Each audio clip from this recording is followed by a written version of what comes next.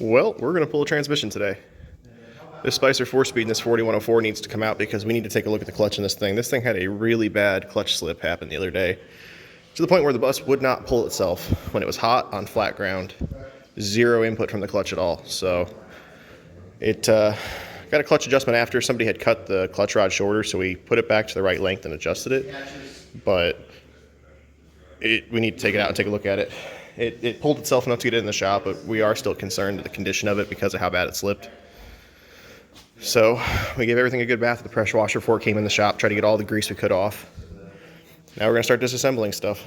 So to start with, we'll get the shifter linkages off, go ahead and unwire stuff like the reverse solenoid. Get this panel comes right off here, so you have room to get in from the side. Just start getting all the little stuff off. Alright, so we got the panel off the back corner here.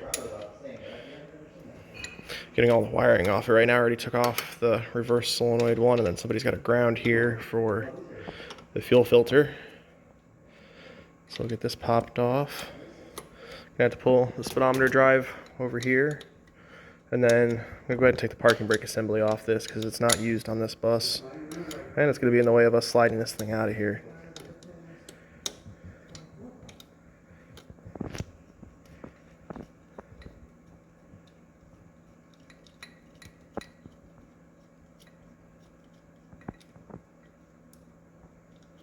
There we go.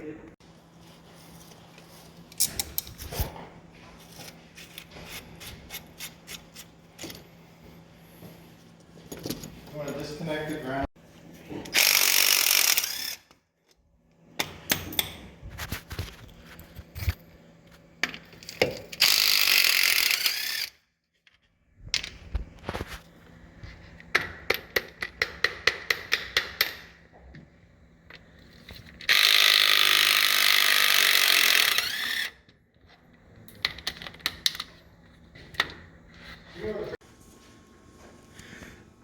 Right there, look at that.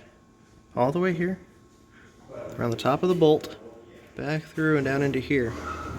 This is actually cracked, which we're gonna go ahead and remove the parking brake on this one because it does have modern parking brakes. So we're just gonna do away with it, but it's a pretty sizable crack that opened up in that thing. Well, that was a fight. So I can't get the nut for the adjuster off this parking brake, but I went ahead, I got the pin out of the bottom here. We got it pushed off. Hunter will be here after lunch today, so I'm going to see if he can get it pulled around the drive shaft as he gets the drive shaft off this thing. Otherwise, I'll just cut the bolt and both halves will come right off. Shift linkage is off, clutch linkage is disconnected. Getting ready to take that piece right there off because we're not going to reuse the parking brake, so that doesn't need to be on the transmission anymore. Then after that, we're down to bell housing bolts. Ow. That hurt. Well, don't do that. Well, you know what? That's some good advice. Hunter's getting the U-joint off so we can get the drive shaft out of this thing.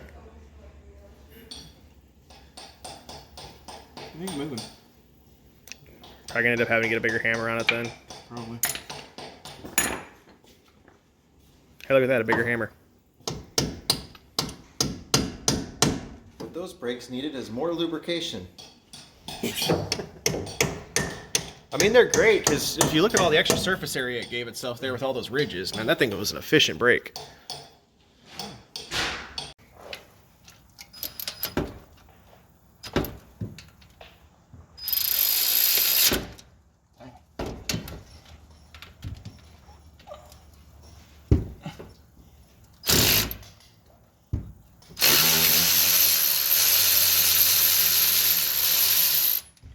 Washers on that one too.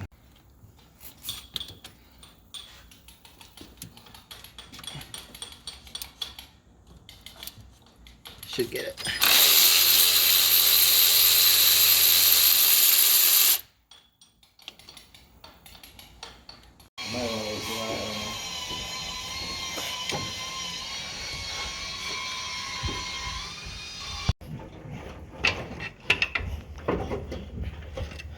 Okay. I have to grab it and pull on it now. You gotta go up a little bit on the jack. I'm just gonna wiggle it out. Let me give it. That's good, right there.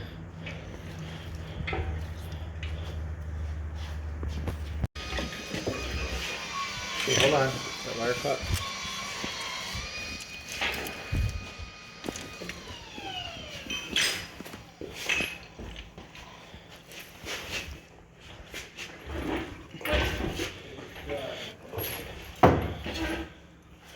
Okay, you can probably go ahead and just let it down, and we'll let it sit on the arm of the lift, or the hoist here, and then we'll move it around once it's not a tip hazard. Looks like it's got a bad input seal on it too.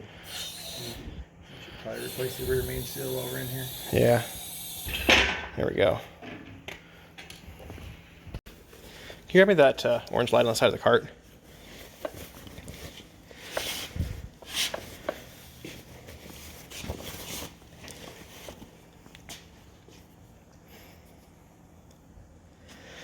Wear doesn't look bad on the splines. Looks good where the pilot bearing goes. But yeah, I think the input shaft is for sure leaking. How's the throw up here?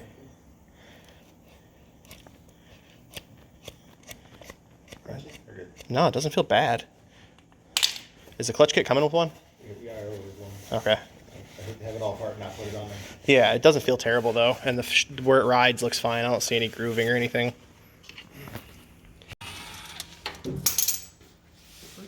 Here you go, honey. Clean up on aisle hours. You're gonna clean this up or you wheel it? You're not. You're ready. Oh, we're ready. Oh, it used to be green. We have to raise the bus. So leave the very top middle one on as you take them all off. Leave the top middle one, and that'll be your last one. And then I'll just reach in from the side and help you grab it as you take it off. Okay, but once we get more, yeah, so one has to stay on.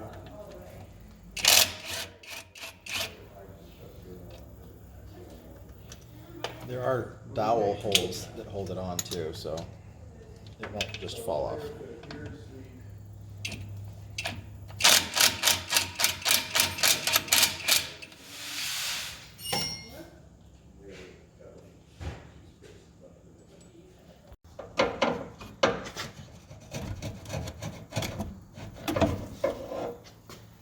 Don't forget the clutch disc won't fall out.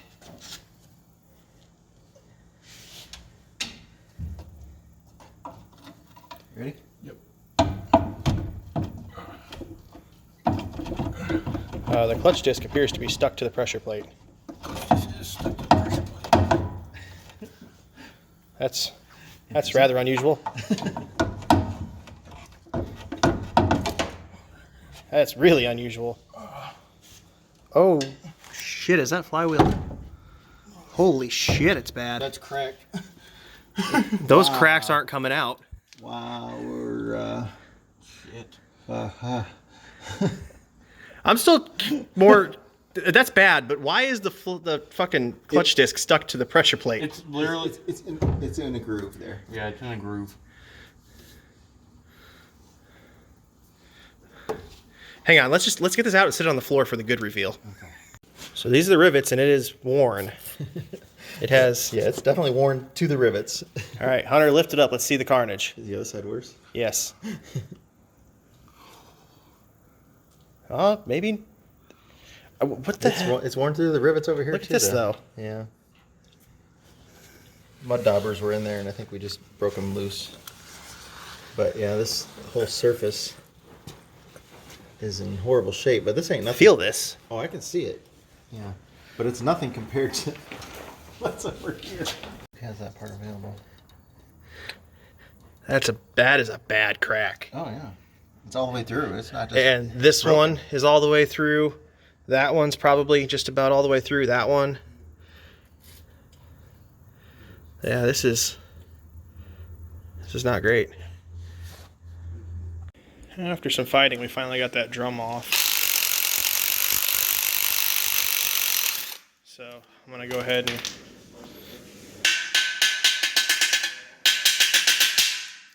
the rest of these bolts off so we can get to the flange bolt.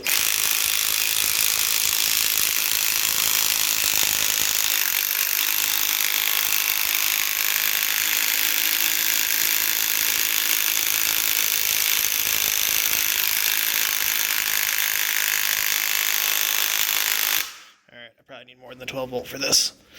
But, and we'll get that off, and we can get access so we can get this flange off because we do have a new output shaft seal. I need to take a look at the general condition of the output shaft while we're doing that. Alright, well I got the flange off, and I went to go see what size socket it was, and with the tape measure I guessed about a 2.5. I got the cotter pin out, so I went to go put it on there to test, and I was like, oh, must be loose, fitting, wrong socket. No, the output shaft fucking, yeah, it backed off. Alright, so got the flange off. We're definitely going to end up replacing the seal on this, but I need to dig a little deeper into this to make sure it's okay. We should have had some preload on that. Quite a bit, actually. I think the last time I did one of these, it's over 200 foot-pounds that this goes to. So without that preload pushing in, the input shaft can kind of free float on the end a little bit, which is a concern I had about this thing. Because this drive flange here pushes in against the bearing, and that's what sets the tension. So the fact that that nut was loose is a problem, but it's also good because that explains why I had a little bit of movement on the end of this when I had a pry bar on there. But we're going to have to figure that out. Why did it get loose? How did it get to the point where it was that loose with a cotter pin going through it? I'm going to guess that's bearing wear, but I need to go look at the service manual and see what type of bearing setup is in here, what this was supposed to be torqued at, and some other stuff, but we'll have to get this figured out. Alright. Let's get this off here.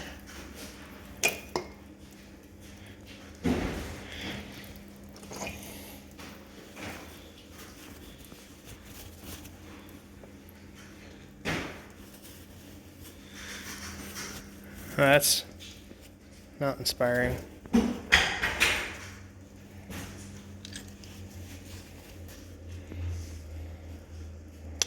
That bearing's bad.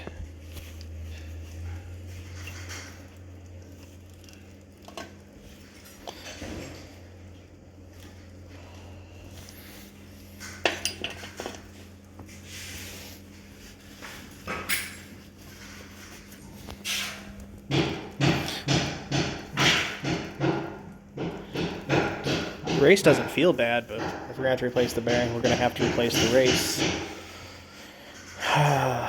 And to get that race out, I'm going to guess that we're going to have to press it from the inside of the case, which means this cover would have to come off, and we have to take the bevel drive out of it. But I'll have to dig a little deeper into the manual and find out. So the flywheels for these things are no longer available. We happen to have this one sitting around from the one that we did the engine swap in. Not in terrible shape. We just hit it with a DA sander yesterday real quick just to kind of knock some of the surface rust off from sitting. But we're going to go ahead and take this over to Jeff's place, and he is going to machine this for us real quick. So we're going to hop in the truck, take a quick drive, and then I don't know if he's going to do it while we wait or if we're going to drop it off. We'll have to see when we get there. Alright, we're getting these dowel pins out of here real quick so we can get this thing cut. Okay, so got our dowel pins out of this. Getting ready to get some blocks underneath this so we can get it set up on this turntable here, and then we pulled a pair of bolts out of it so we can try to clamp through those down to the turntable here.